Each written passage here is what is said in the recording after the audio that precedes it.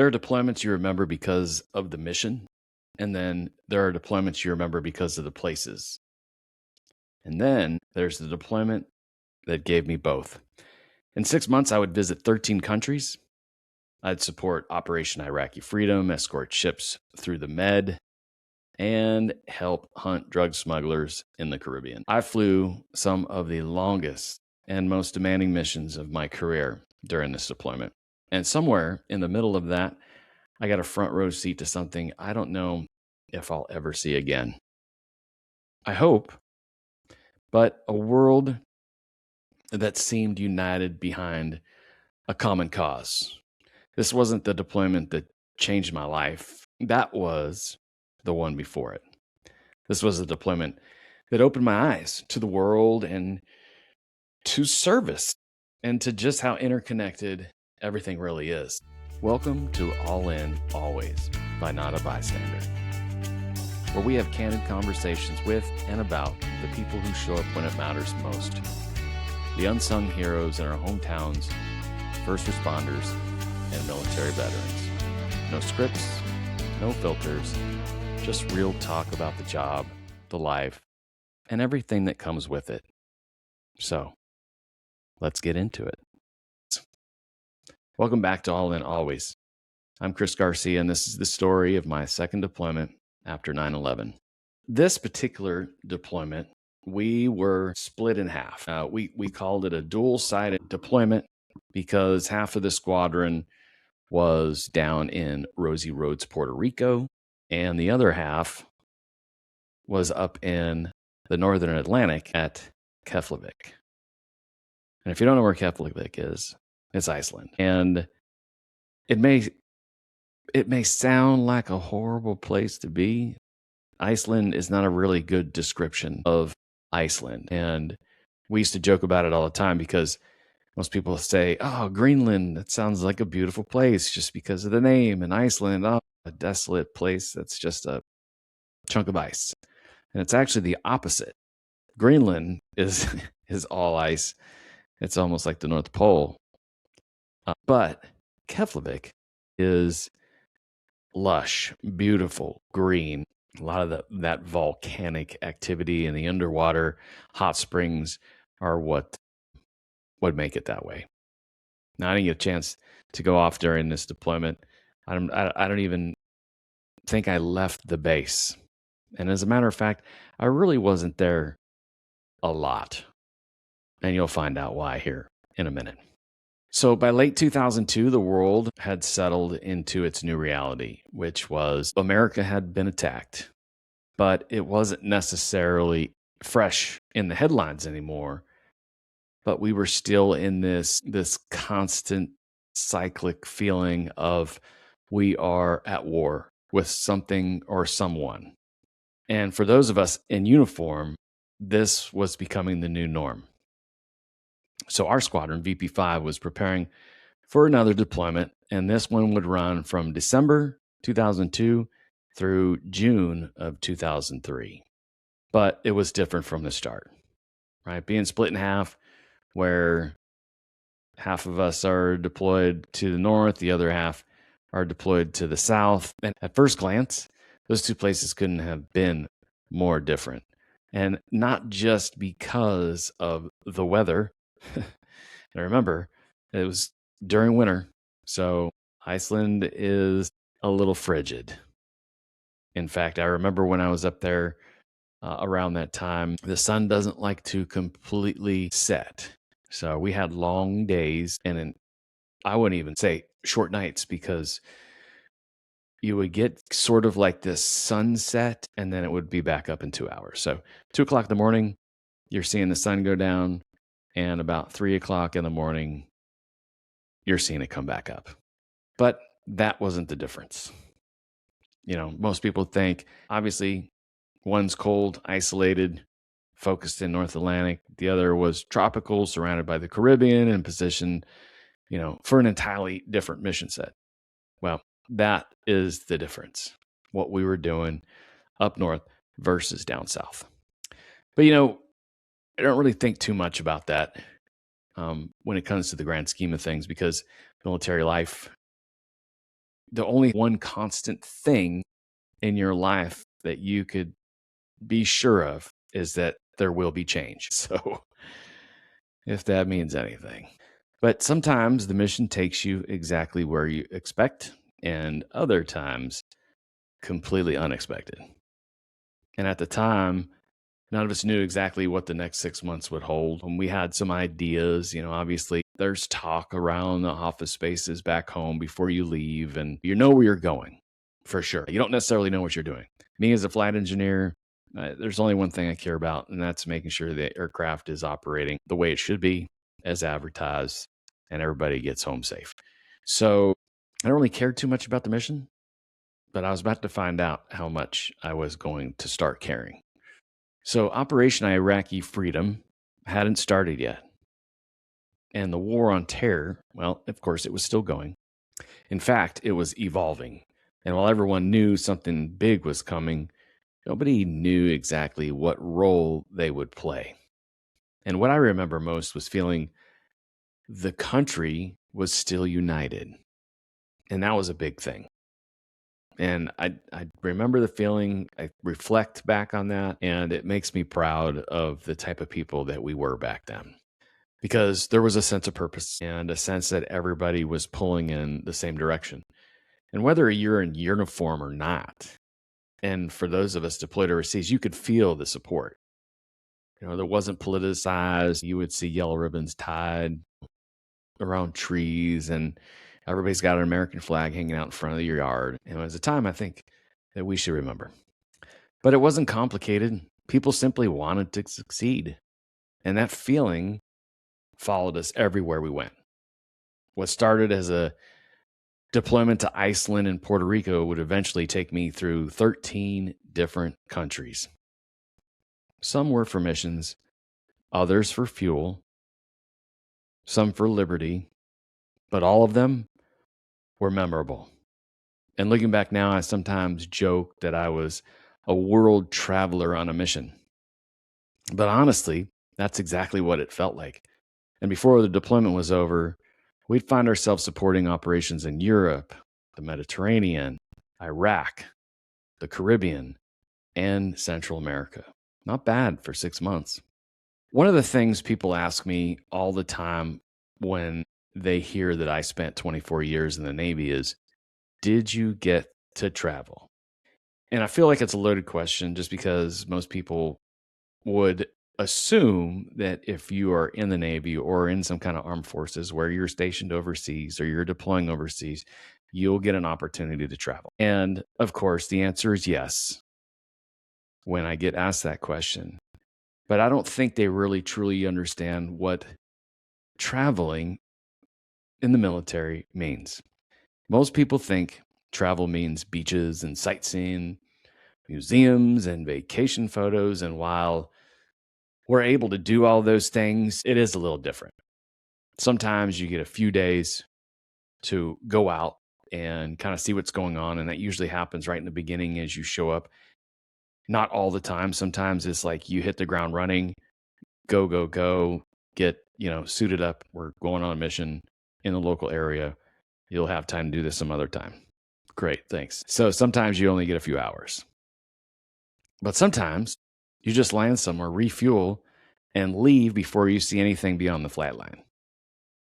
But during this deployment, I got to experience more of the world than I have ever since and had before. So it goes without saying that this was probably my most memorable deployment and the one that I talk about the most.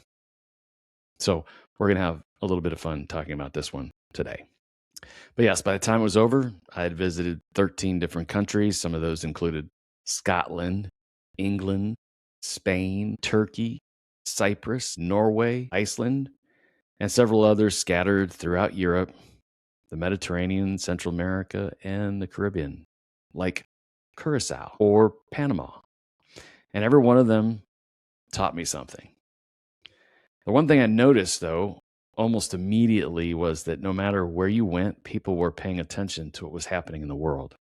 And because of that, and because it was still the period right after 9/11, and the attacks were somewhat fresh, It's only been a couple years. The wars were beginning and people had their opinions. But what I remember most wasn't disagreement, it was support everywhere we would go, whether it was a bartender in Spain, a cab driver in Scotland, someone working, you know, pumping my fuel in Cyprus would come up to me and shake my hand, thank me for keeping the world safe. And, I'm not the only one doing it. America is not the only one doing it either. The world protects itself from the world. And that seems like a very cynical thing to say, but it's the truth, right? So there are bad people out there, and the good people got to put them down, or at least hold them at bay. Enemy at the gates, right? But people knew who we were. They knew why we were there. And most often than not, they welcomed us.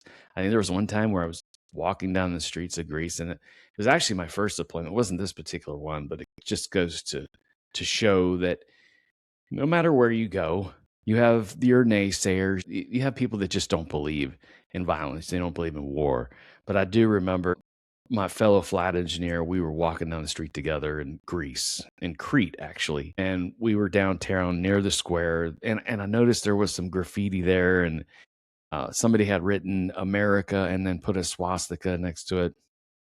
I didn't know that a swastika in certain cultures was actually a peace sign. And I guess it really depends on which way it's oriented. I just thought maybe the people of Crete didn't like Americans. I don't know. But I learned all that later. But while I'm talking about that, and while we're walking down the street, some locals are walking the other direction on the other side of the street. And they notice us, and they notice us because my brother flight engineer happened to be wearing one of those cool motorcycle jackets that they made for the rice burner culture, right? And it was adorned with an American flag, huge USA, red, white, and blue. I mean, it was a beautiful jacket. I don't know that I would wear it, but it was definitely cool. And so the gentleman across the street from us took notice of that and ran across the street. And although I couldn't understand a single word that he was saying because it was all Greek to me, ha ha ha, I could tell that he was not happy. And I think, and I still believe to this day, that it was because of our presence there. I don't think they liked us coming in and having a base, because we had a joint base there. Because I remember on the base in Souda Bay, Crete, there was an exchange and an MWR and all of those things. So, I mean, it was a full-fledged, American Greek base. So, but I don't think the guy appreciated us being there, and he was trying to let us know. And that's, it's just something that you understand you got to deal with. But I remember realizing something during that deployment. Not that one, not the one I just talked about, but the one that we have been talking about. Most people around the world, they aren't that different from us. They want the same things. They want safety. They, love their family.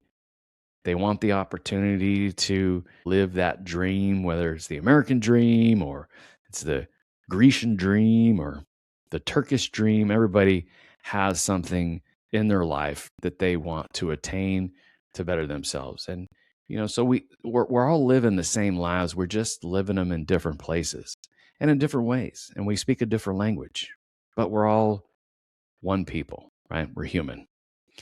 And they want that chance to build a life, just like the rest of us. When you're young, it's easy to think of countries and places on a map. But when you actually walk the streets, eat the food, and meet the people, and you take the time to hear their stories, those places become real. And that's something I'll always be grateful for. One of the favorite parts of traveling was seeing how much history existed outside of the United States. And I think we take a lot of it for granted. And I know I took it for granted at the time, and it, as I get older, I wish I had that time back to where I can appreciate walking down those old cobblestone streets and walking through history and all of those things that I think that I probably would have paid more attention to if I was more mature at the time when I was experiencing that. But history that exists outside of the United States is interesting. It's old, it's ancient. Our country is relatively young, right? We're celebrating 250 years this year, right? But you can walk through parts of Europe and stand next to buildings that were already old before America became a nation. So, put that in your pipe and smoke it. Things like castles, churches, those ancient streets, places where entire chapters of human history happened long before any of us were even born. If you go to Italy and you think about most of Europe was conquered by the Romans, and a lot of that architecture and a lot of the design and the intricacies of how they the carvings that they did, the Parthenon, or it, it's amazing, and it's been there for centuries. So when you put that in perspective, you really realize how much bigger the world is than just your hometown. It's bigger than your squadron and even your own experiences. But yet, all those differences, there's something familiar everywhere we went, right? The people there were living their lives, they were working, they were raising families, they were doing all the things that our families and we were doing back home. So it didn't matter where you were. That's the kind of familiar environment that helps you understand how much the world is thriving together, even when we feel like we're far apart. But the purpose is just trying to make a better day, trying to make tomorrow a better day. The more countries I visited, the more I realized how much we all had in common. Now, don't get me wrong, there were plenty of cultural differences, different languages, different foods, some of the greatest food. If you ever get a chance to go anywhere along the Mediterranean, you're going to be happy with what you're eating. The customs there, I kind of look twice sometimes, depending on where I'm at. I've been to Bahrain, and some people dress in head to toe in all black, and all, like it's a culture thing, right? So you can only see their eyes, at least the females. And at 105 degrees in the desert, I've never understood that. But occasionally, a few things like that would leave us scratching our heads. But that's part of the fun. Some of my favorite deployment memories didn't even happen on the aircraft. They actually happened sitting in a small restaurant or walking through a city, exploring a place I'd never seen before and might never see again. Because the truth is, military service gave me something most people never get: a chance to see the world while serving a purpose bigger than myself. So I wasn't necessarily a tourist, although I kind of played one from time to time. You get an opportunity to do that, and it's fun. But I wasn't the standard backpacker through Europe. This isn't the American Werewolf in London type of thing. It was, I'm in the military. I'm out there, and I'm lucky if I get some time to be able to go look at some stuff. And sometimes, I get a couple of days off, and that was great. But I was a flight engineer, and I was on a mission. And that mission was keeping my fellow military service members safe, having their six, hoping they have mine, and doing my job and trying to help create a safer world. And all that, it feels normal. So if I wasn't doing the mission and I was out, enjoying the fruits of my labor of taking care of neighboring and host nations and NATO allies, I understood what a privilege it was. But eventually the sightseeing ends and the world changes again, as it always does. And in this particular case, March 20th of 2003, everything got a little bit more serious. Operation Iraqi Freedom had just begun, and suddenly our deployment was about to take a very different turn. So Operation Iraqi Freedom officially begins, and even though our squadron was split between Iceland and Puerto Rico, everybody was paying attention. We knew something significant was happening. The question wasn't whether we wanted to contribute. The question was how. At the time, my crew was assigned to support operations up in Keflavik, and they were kind of benign. We're going out there and we were doing training missions in the northern Atlantic. We knew that the Russian submarines operated up that way, and all the nerds in the back that hunt submarines, they wanted to get their red nose, which is a little tradition if you were able to locate and track a Russian submarine, because they were very elusive.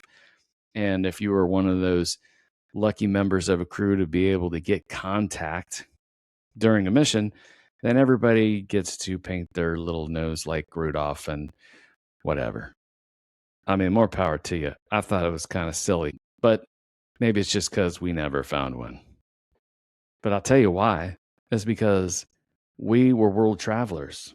My crew went to several different places before we got called to action to do some real work.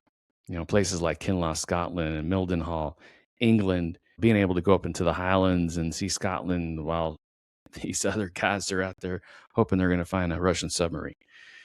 It's not like we're going to be dropping torpedoes on them or anything. Although that is part of the P3's mission. But nope, we were doing that, and we got called back and, for whatever reason, handpicked to leave and go support missions further to the east in support of Operation Iraqi Freedom. But the military, and military aviation especially, has a way of moving people wherever they're needed.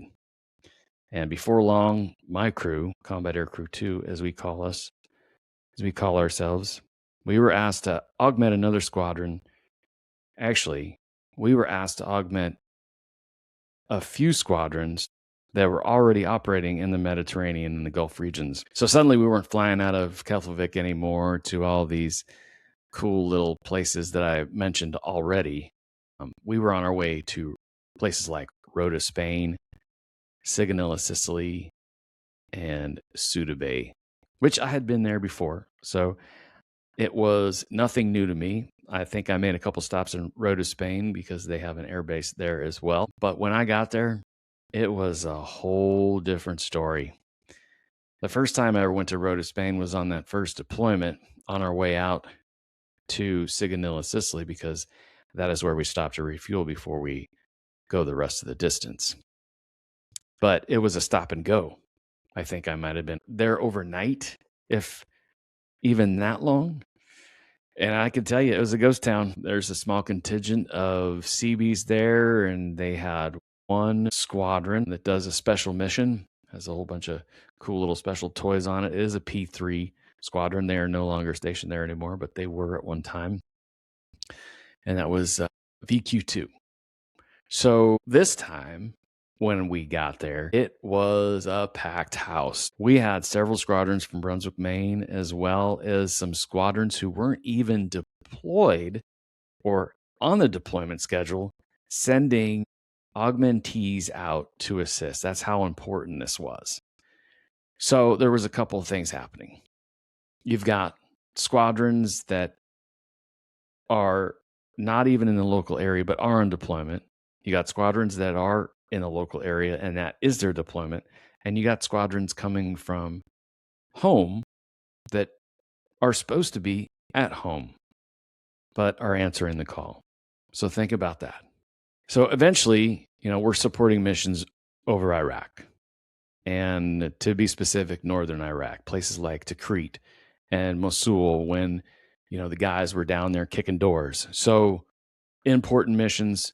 We escorted a lot of different components to bring power to those people and to try to set up some infrastructure. And the Marine Expeditionary Force, one of their jobs is to protect convoys, Humvees, trailered materials. And we were at one point following an escort that was carrying on this flatbed a giant generator. And while I know that sounds kind of silly and really benign and not as cool as using our FLIR capabilities and our camera capabilities at 20,000 feet to look down and make sure that the doors that the Marines were kicking in didn't have a bad guy on the other side, it's still just as important. So making sure that those guys on the ground are safe and looking out for any enemy combatants in the area, to me, is just important as being down on the ground and doing that mission as well.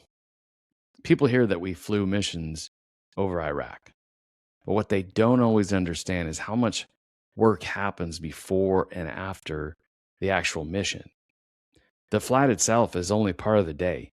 And granted, it's the longest part of the day, but there's a lot that happens before it and a lot that happens after. So for us, a mission day could stretch to 22 hours. And just think about that for a second. 22 hours. The alarm goes off. You head to the aircraft. 2 hours of pre-flight.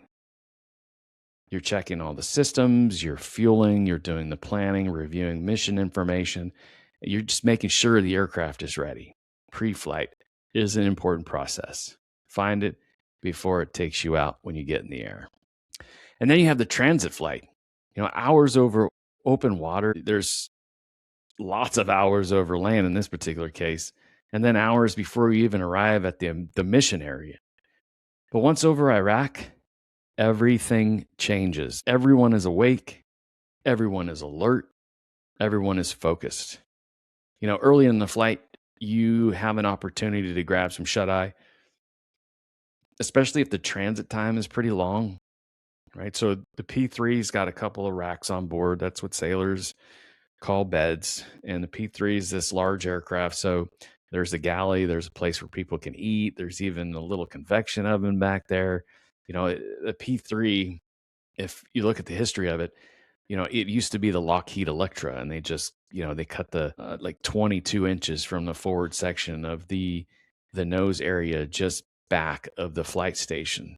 So they shortened it a little bit and brought it closer to where the propellers were. But in any case, it was a commercial airliner before it was turned into a maritime patrol and reconnaissance aircraft. But in any case, there's places to sleep in the back.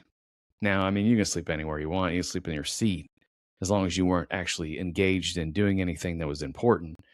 But the flight engineers and the pilots, they get special treatment, right? So, and we have backups.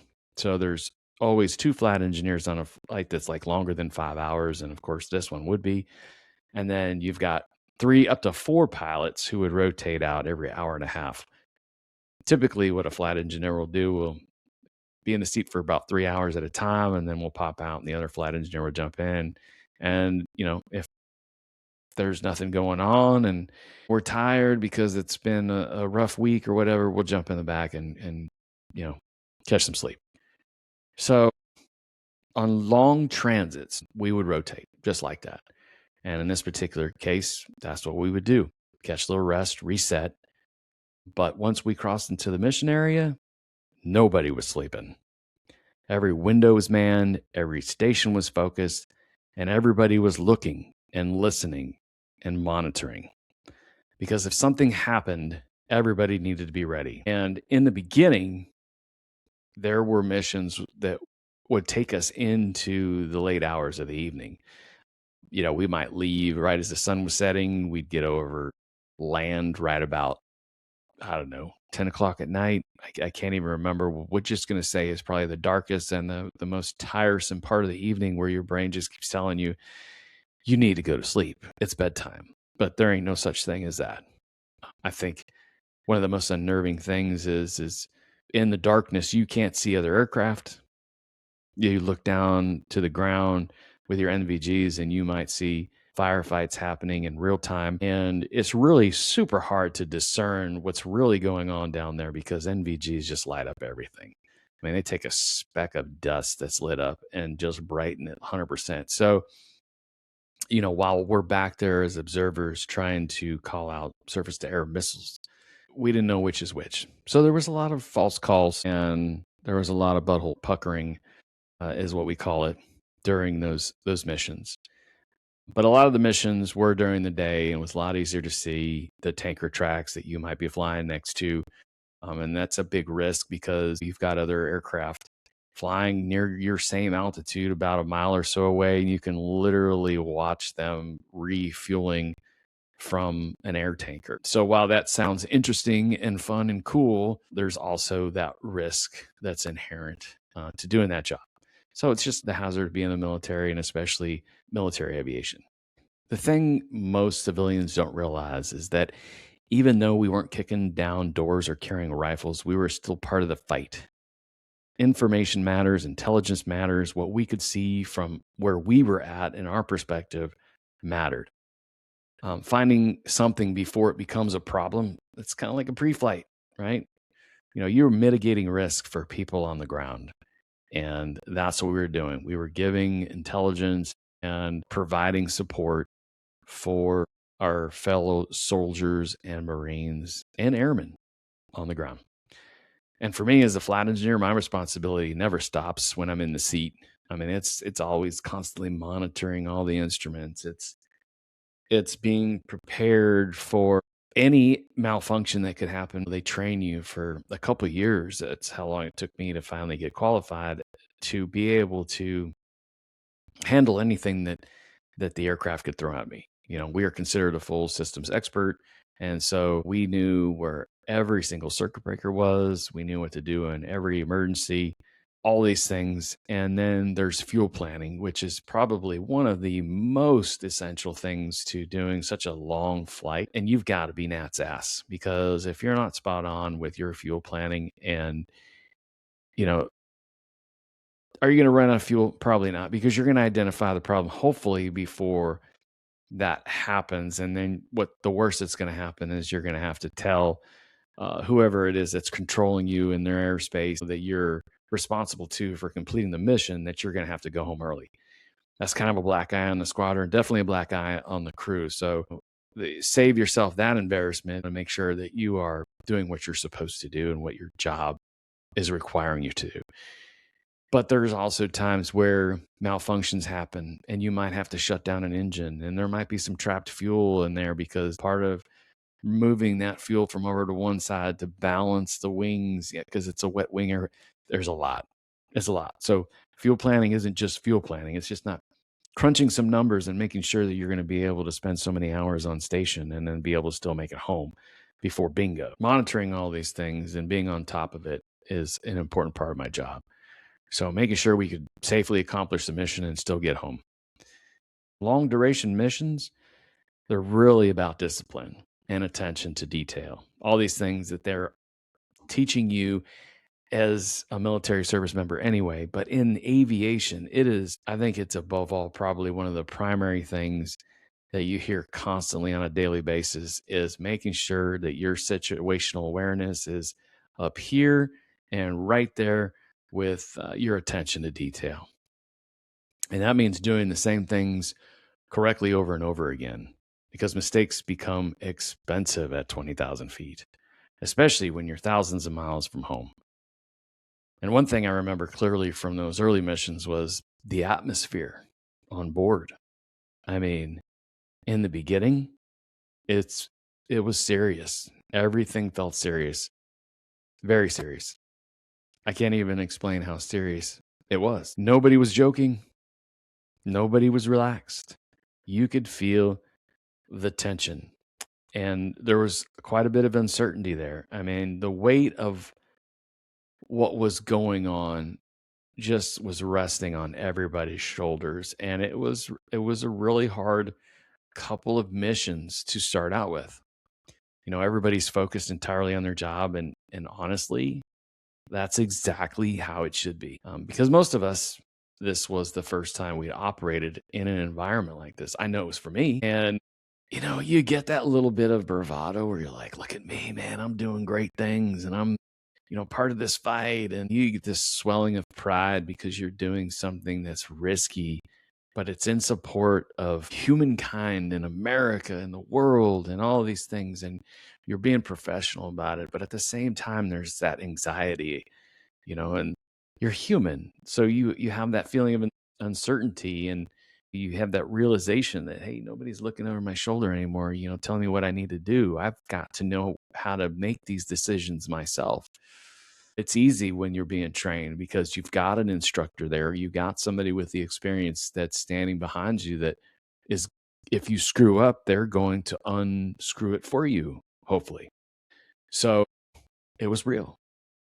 And over time, though, something interesting happens, right? Those first couple of missions, they go by and you start falling into this routine. You settle in, not because it's less important. Every mission is just as important as the last.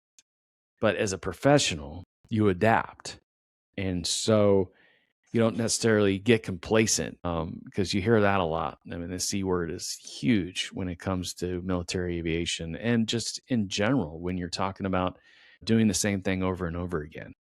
You get too comfortable and you might put lives at risk. But the extraordinary slowly becomes routine. And then a procedure, well, those become familiar. I mean, the crew becomes comfortable with each other.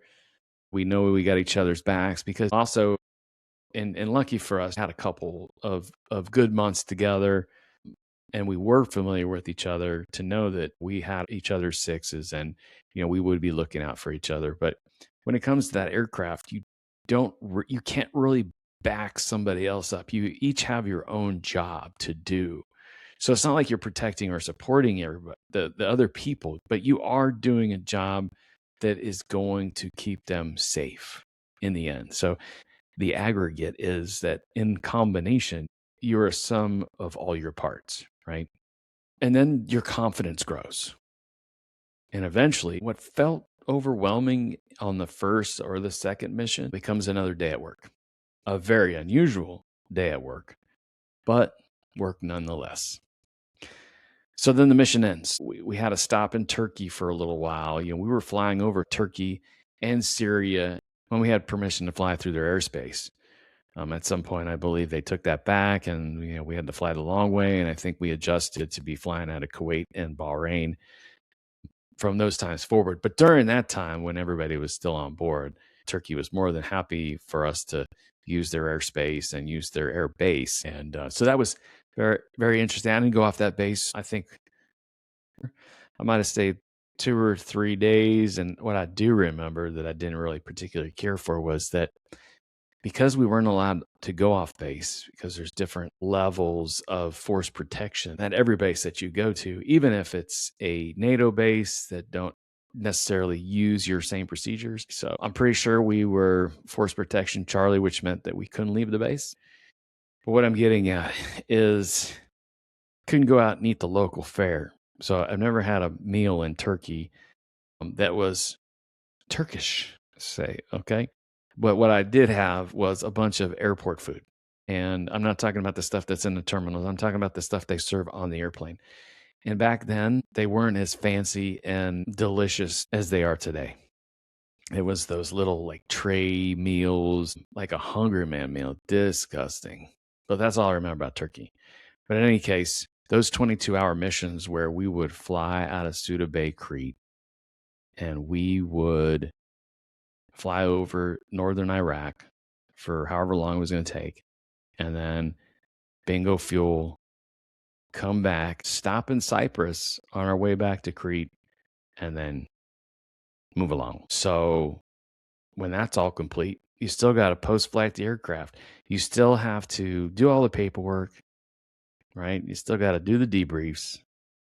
Well, luckily for us, because we're part of maintenance as a flight engineer, we don't have to go do all that administrative stuff like the nerds in the tube do. So we just put the aircraft to bed, so to speak.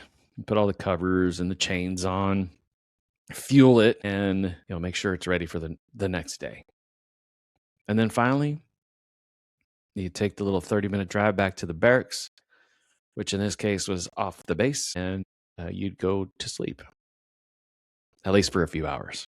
Because in about 18 hours from the moment that you hit the deck, you were doing it all over again. I think we did that mission quite a few times. I want to say we were there a couple weeks. But somehow, despite the exhaustion and despite the tempo and despite the long days, there was nowhere else that any of us wanted to be. We believed in the mission, we believed in each other, and we knew we were contributing to something bigger than ourselves. I'm not crying, but my eyes are watering. So you settle into this routine. And one of the strangest things about military service is how quickly human beings adapt. And yeah, they teach you that, but you're still human, right? No amount of boot camp or experience or time being trained is going to train the human out of you. So, of course, right?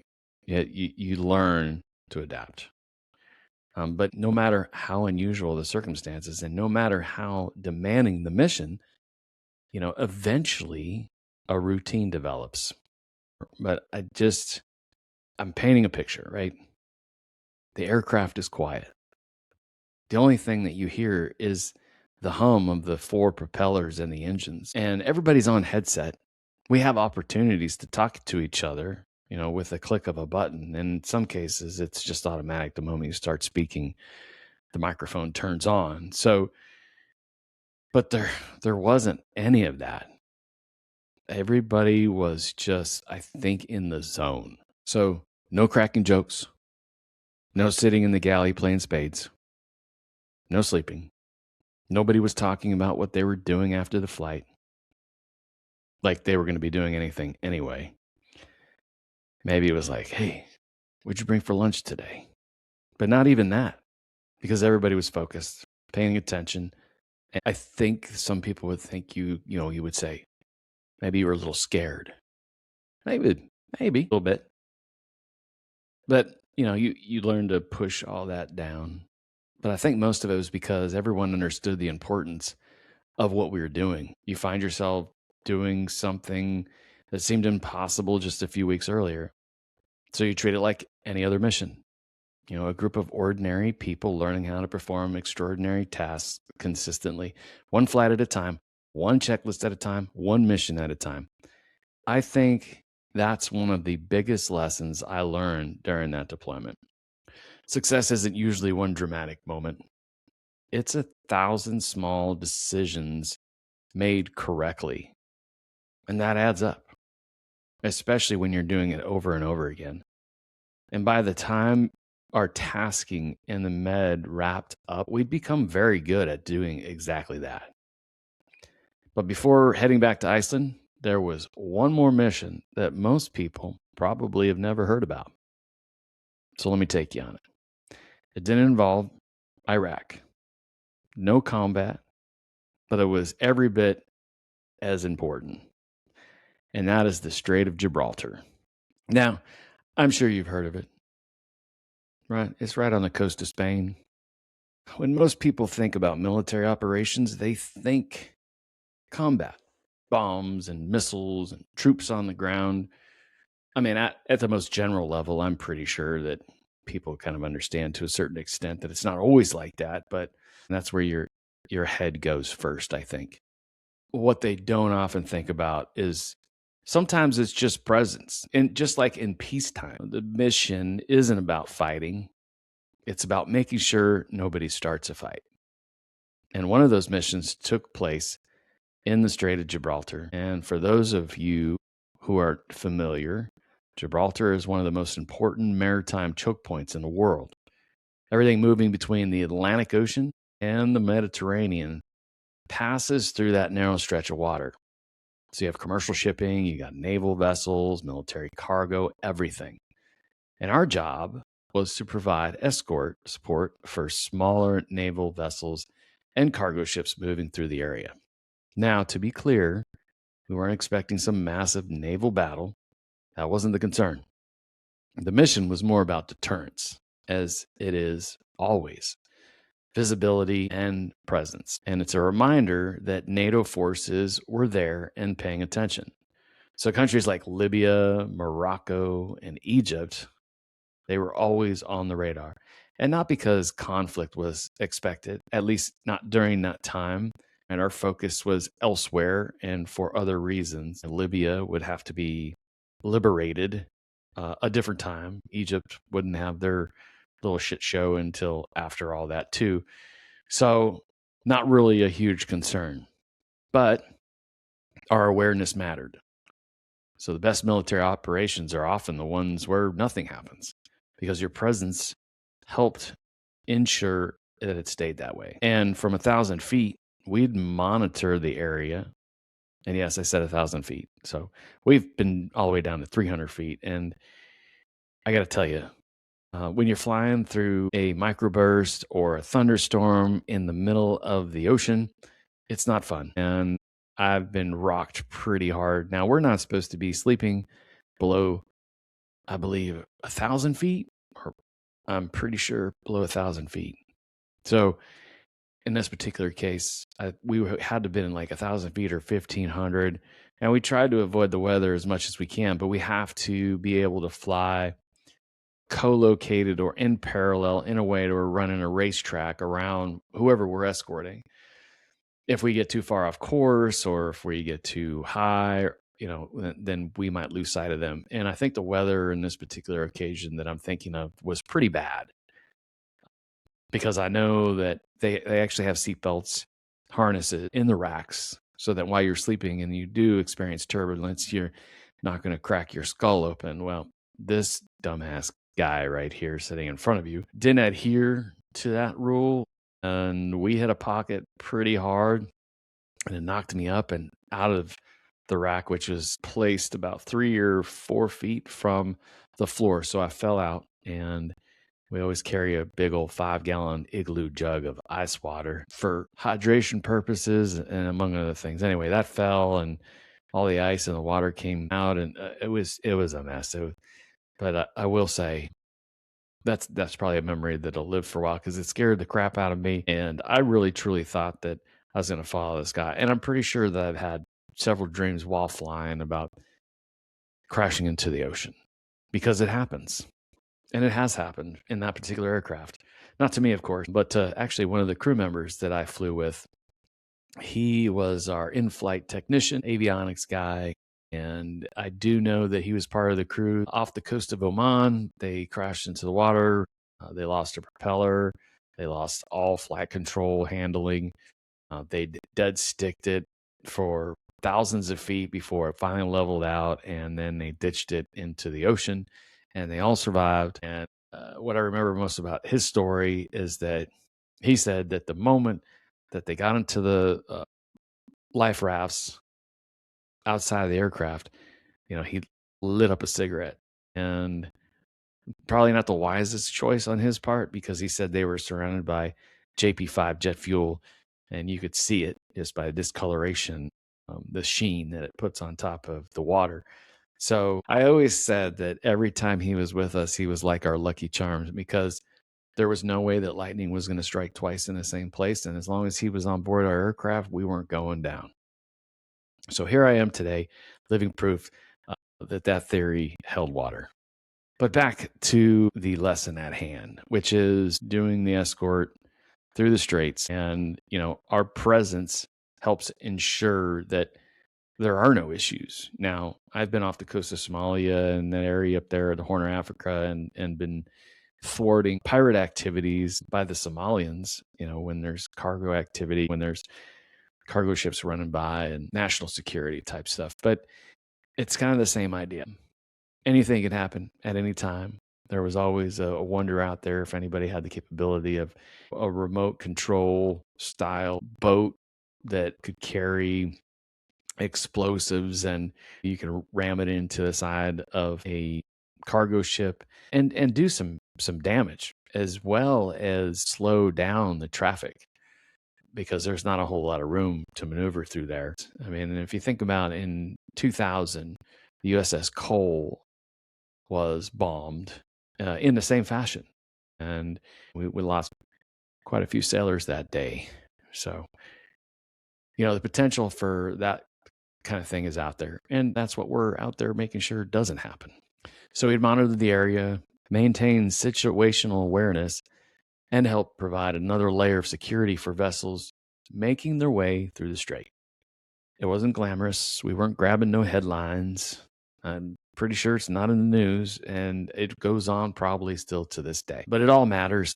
Every mission matters. And that's something that I've learned over the years. It's actually about quietly doing your job well enough that nobody even ever realizes there was a problem to begin with. So those escort missions, they're a perfect example of that. And before long, another transition was coming. Our time in Iceland was ending. So we knew that. And I think we did a little detour to Norway for a little while. I think we were in Norway for like a week. That was an amazing little adventure as well, to be driving around the peninsula of Norway and see all the fjords. But that was just part of all of the great things that I did up there in that northern Atlantic area. So back to Iceland. We weren't there very long again before we were being repositioned, as we called it. And so Iceland was in the rearview mirror, and through the windscreen, we could see the beautiful tropical, sunny Caribbean and Puerto Rico.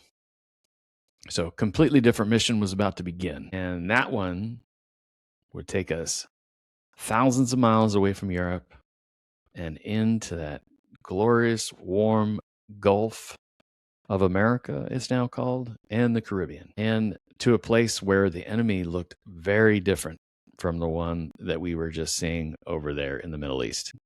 But the mission remained the same. Find them. So Puerto Rico, same squadron, same aircraft, same crew, completely different mission. And one of the things I've learned over the years is most people think military operations happen in these nice little neatly packaged, organized boxes. There's a war over there and there's a mission over there, and everybody stays in their lane. The reality is much messier. While America is off fighting wars in Afghanistan and Iraq, there are other battles that are happening as well every single day throughout Central America and the Caribbean. And that war is the war on drugs. So drug trafficking, huge, still is huge. So the mission never stops. The fight down there never stops. The mission's simple. Hunt them down, find them, track them, and hand them off so they can be apprehended and the drugs can be seized. So the targets fell into three main categories. The first is go fast boats, cigar boats, whatever you want to call them. Definitely not fishing boats, semi-submersibles. Although, going back to it, they did have what they called motherships, and they did this in Somalia too. So you have larger ships that take on or give the drugs to the cigar boats. And so they're like a drop-off point or a pickup point, depending on which direction they're heading. We were out there over the Eastern Pacific off of the coast of like Mexico, Central America, even the Ecuador side of South America. So those places, you're out there and you're looking for things like semi-submersibles. And a semi-submersible is basically I would say a generic style quasi-submarine. And really all they're doing is they're trying to camouflage themselves by limiting the amount of area that's peaking above the water line. And so you're floating, you can't go completely under, but you're not completely exposed either.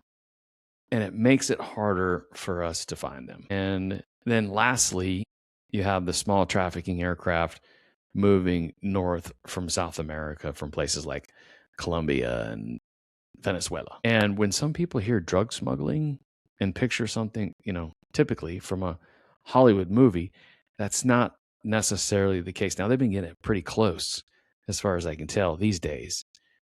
But I don't really think they really have dove into how incredibly sophisticated some of these organizations have become.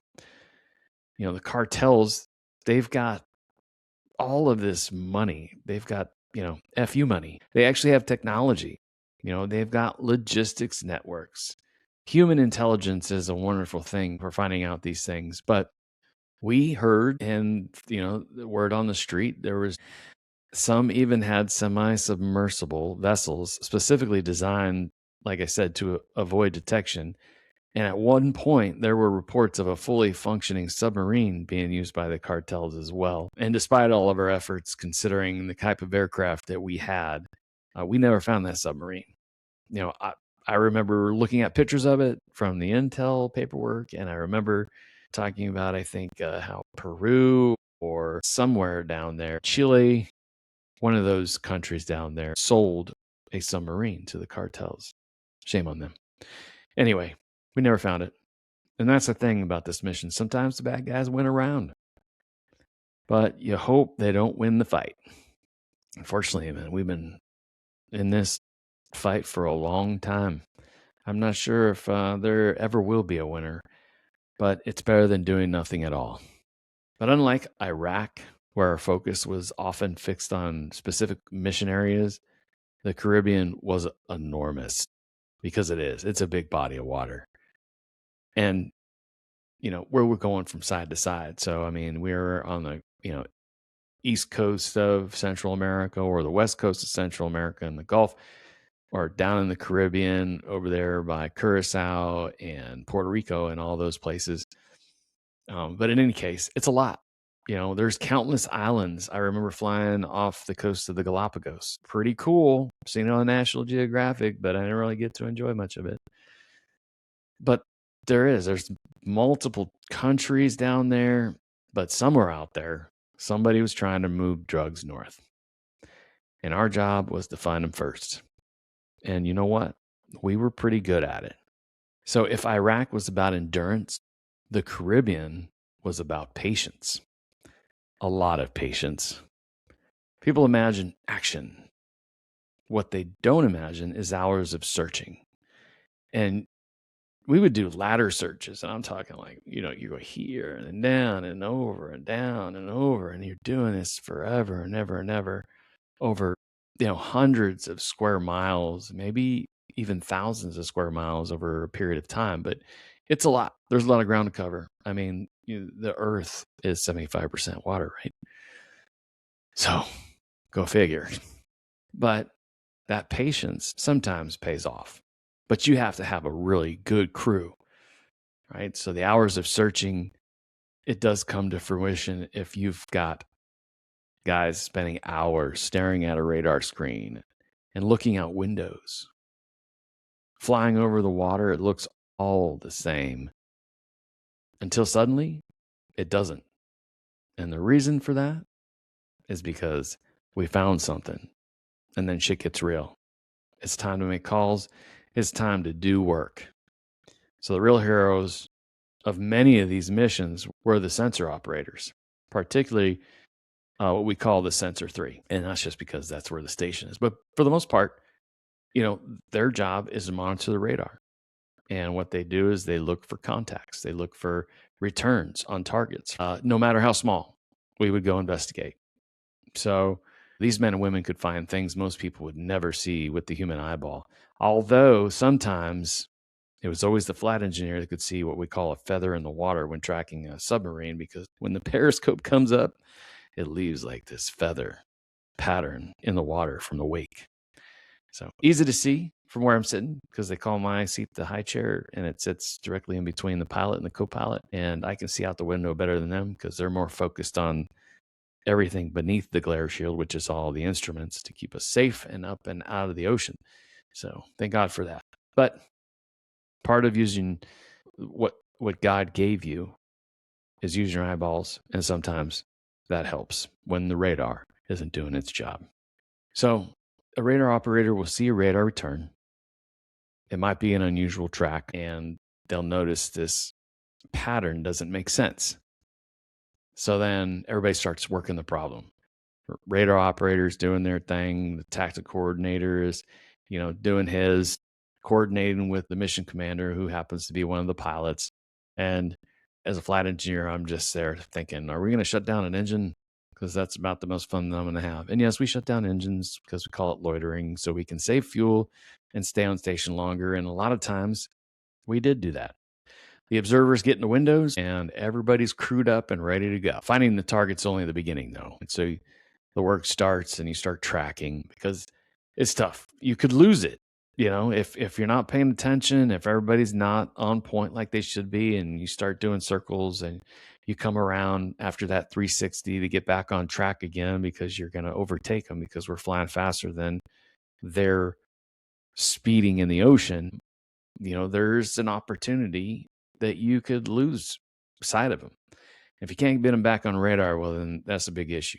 And it happens from time to time. But you get better at it, and then in most cases, even if you lose sight of them for a while, you can reacquire them. So not that big of a deal. But some of my least favorite flights, though, during those times were those evening ready alerts. And they had to be at night. They could only be at night because that's when the cartels would send their airplanes full of cargo north. They would find somebody who was either willing and wanted the money, or they would coerce somebody that could fly and maybe couldn't fly, right? Maybe a lot of times cartels will do that. They'll kidnap families of people who maybe have a pilot's license, or maybe not, because I've seen some of those aircraft as we follow them crash. And I found out later that, sometimes they don't always have their own pilots. They will force anybody to get that aircraft in the air, move the drugs, and get them over to Central America, where somebody should be waiting for them with an improvised landing field. That they probably had a bulldozer, and they made their own little dirt airfield. And then what I found out is they have candles or something, and they space them to make the runway lights. And what they'll do is they'll buy those old plastic balls that used to be stacked in those cages in Walmart or the supermarket or whatever, all the different colors and stuff, and they cut them in half and they place them over the lights so they glow. But they're diffused enough to where they're not a beacon, because if somebody was out there, for instance, like the Nicaraguan Special Forces or the Honduran police, that would sometimes raid those improvised airfields, you don't see it as well. And they usually don't light them up until the very last minute. So that was one of those things where when you're chasing one of those smaller aircraft, for us as a large aircraft with 4 engines, chasing a Cessna or a 2-engine C-12 type of aircraft, we run the risk of overtaking them. So, I mean, we're talking about dropping the landing gear and dropping the flaps to land and pulling back power to the point where you're literally on the verge of stalling. So in order for us to not do that, we would do circles. We'd have to do 360s, kind of like the same thing with the boat, right? We don't want to overtake the aircraft, because then, what's the point of that? And then we alert them, right? We don't want them radioing ahead saying, hey, I got to follow. So that's what we're doing. If we get too close, we know that we have like a 5-mile buffer. We got them on radar. That's how we're going to keep them. And then, we'll do a 360, come back around. That'll take some time off, and we'll get a little bit further back. When we start catching up again, then we got to do a 360 over again. So lots of 360s between point A to point B. And then sometimes we'd either not find them or we would lose them. So it's not always a win, but lots of times, you're there to support the Central American governments, obviously, and creating a place or some kind of deterrent to stop that stuff from happening. They have to figure out different ways to move drugs, so we're not either destroying them or seizing them. A lot of times that those aircraft that they send over, I mean, they must lose a lot of money, because I've seen the result of some of them folks that have been coerced into flying an aircraft that they're unfamiliar with, and end up turning into a giant smoking hole in the ground. So you're destroying your mule, you're destroying the aircraft, which might have been stolen, who knows? And then the drugs. I mean, there's got to be some street value to that too, right? So, but more often than not, we were doing a pretty good job of getting them to the point where we could hand off to the Coast Guard or a naval destroyer or a neighboring country, something like that. They'd launch the Dolphin or the H-60 with a 50 cal. The gunner would put a couple shots in the engine of a cigar boat and render them dead in the water. And then, one of our larger ships would come by and pick them up. They would take them into custody, and they would seize all the drugs. So I just remember the statistics. We're talking about hundreds of tons of narcotics thwarted from coming into the United States over a period of time. I'm pretty sure we We got some awards and some accolades for that. Probably got some chest candy for it, but that's not what I was there for. I was definitely there to make sure that I was supporting the mission, and all our missions make sense. Make no doubt about it. So, yeah, everybody doing their small part to accomplish a much larger mission. And that's what made it so satisfying. Not the credit or the recognition. So, yeah, sure, chest candy's cool, looks good on my uniform, but I ain't wearing that on my flight suit. I ain't wearing that now. I'm retired. The only place I have that is a shadow box. As cool as that might be, it's just not that big of a deal. What's important is the results.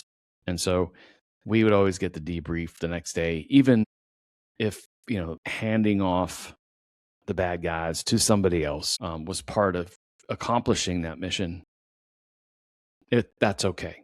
And that's just the business of what we do.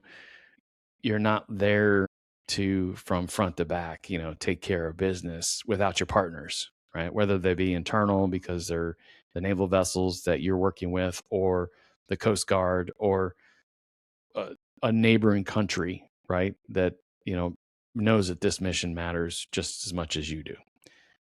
And so that is the hardest part, right? Leaving.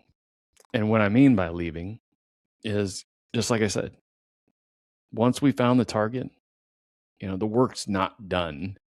And for us, there's more to it than just locating the target, right? It's tracking the vessel, tracking the aircraft, building the picture, doing the work, passing the information, and then coordinating the handoff. But the hard part was watching somebody else finish the mission. And maybe it was that Navy ship or that cutter or another country's military, law enforcement on the ground. Somebody else got that arrest. It was their caller. Somebody else got the seizure, and somebody else got the headline. But once again, it's definitely not about accolades, right? It's about making sure the mission gets accomplished, because the mission doesn't just belong to one person. It just doesn't belong to one crew. And, I look back and I think that's one of the most important lessons that I learned during that deployment, was that we wouldn't always accomplish the mission.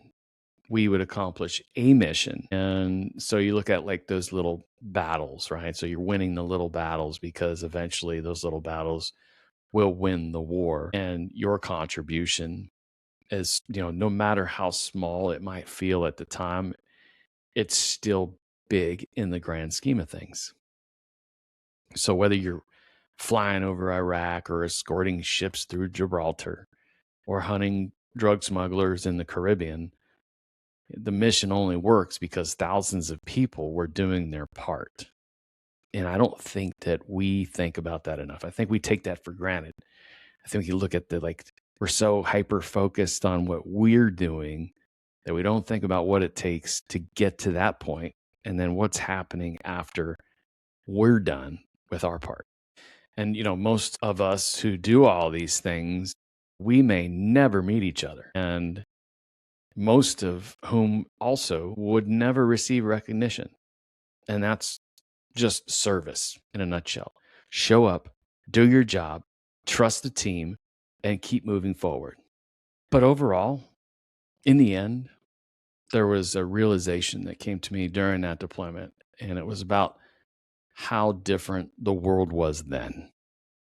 So when people ask me today what I remember most about that deployment, they usually expect me to talk about Iraq, or the drug interdiction missions, or the long flights. And sure, while these things are important and they mattered to me, and those missions mattered, it's not the first thing that comes to mind. What I remember the most is the world. I remember standing in places I'd only read about, walking streets that had existed for hundreds of years, and seeing the cultures that have existed for just as long. And they were completely different from ours. You meet people whose lives looked nothing like mine, but you realize how much you actually have in common. And yeah, I visited 13 countries in 6 months. It's a lot. And sometimes I stop and I think about that, and it still surprises me. But at the time, it felt normal. It's just another deployment. And granted, it was my second, but I was, in the groove, in the routine. Just another mission, just another flight. I realized how extraordinary it really was. Most people never get the opportunity to see that much of the world. I wasn't on vacation. I wasn't checking destinations off a bucket list. I was a military service member on a mission, a world traveler with a purpose. And that's a pretty unique experience. One of the things that stays with me is how welcomed we were almost everywhere we went. Everybody just knew who we were. We were rock stars, at least for a time. They knew what was happening in the world.